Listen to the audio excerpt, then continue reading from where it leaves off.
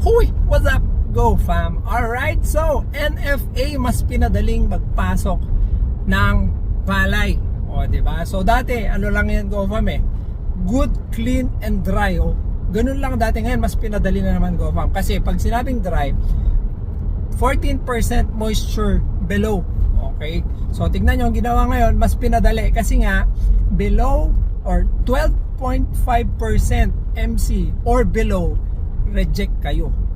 Ay naman ako, sakit talaga ng ulo dito sa NFA Go fam. Mas pinahirapan na naman. Woo! Konti na lang pwede nyo lang sabihin hindi na kayo bibili. Paano mo ba naman malalaman na 12.5% ng MC nung binibilad mo bilang farmer, bilang ordinaryong farmer?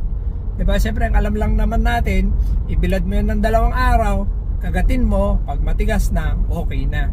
E pag umabot ka ng 12.5 or below, reject din kahit good, kahit clean.